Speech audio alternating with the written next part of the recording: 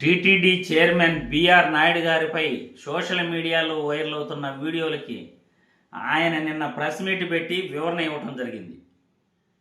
ఎప్పుడో 20 ఏళ్ల క్రితం ఫోటోలు తీసుకున్నారట. ఆ ఫోటోలను బయట పెట్టారట. దీనివల్ల ఏం జరుగుతుంది, సమాజానికి ఏం నష్టం జరుగుతుంది అని అంటున్నారు. ఆ ఫోటోల్లో ఉన్నది నిజమేను, కాకపోతే కొద్దిగా మార్ఫింగ్ చేశారు అని అంటున్నారు.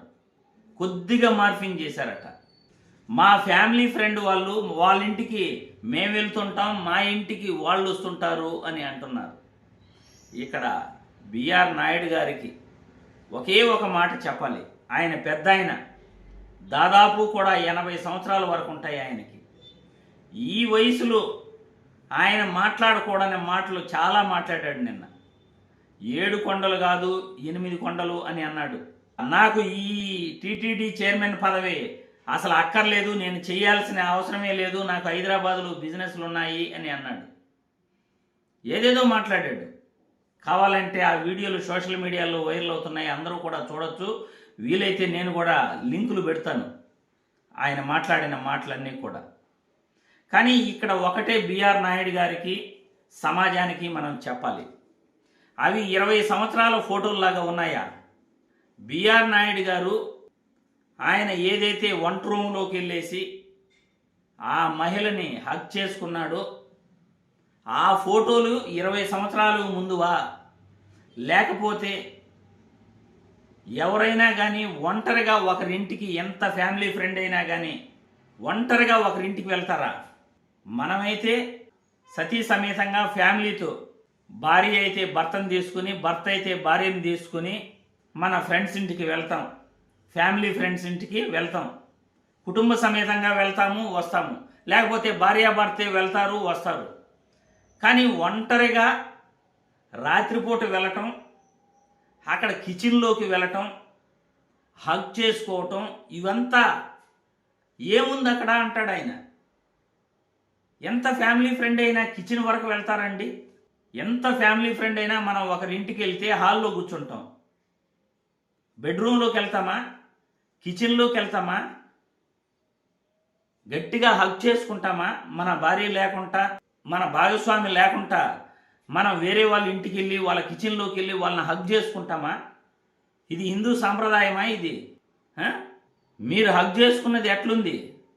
ఎప్పుడో 20 సంవత్సరాల ఫోటోలు, ఎక్కడున్న 20 సంవత్సరాల ఫోటోలు? 20 సంవత్సరాల ముందు తీసిన ఫోటోలు అయితే మీరు ఇదే విధంగా ముసలోళ్ళలాగానే ఉంటారా? 20 సంవత్సరాల ముందు కూడా నడవలేని స్థితిలోనే మీరు ఉన్నారా? అక్కడ మీరు నడిచొస్తున్న నడక, మీరు కూర్చున్న తీరు, కుర్చీలో కూర్చున్న తీరు, ఇక ఇద్దరు టాటా ఇండికానో ఏదో కారులో ఇద్దరు మాత్రమే ఫోటోలు తీసుకున్న ఇదంతా కూడా 20 సంవత్సరాల ముందు తీసుకున్నవా ఆ ఫోటోలు? మాట్లాడడానికి హద్దు పొద్దు ఉండాలి. ఎవరు కూడా ఎంత ఫ్యామిలీ ఫ్రెండ్ అయినా మనం ఒంటరిగా రాత్రిపూట వాళ్ళ ఇళ్ళకి వెళ్ళాం. మనం ఒకవేళ వెళ్ళాలి అనుకుంటే కుటుంబ సమేతంగా వెళ్తాం, లేకపోతే భార్యని వెంట పెట్టుకుని వెళ్తాం.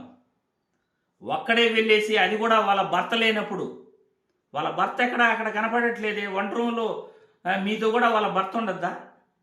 మీరు తిరిగి వచ్చేటప్పుడైనా ఆయన ఉండద్దా?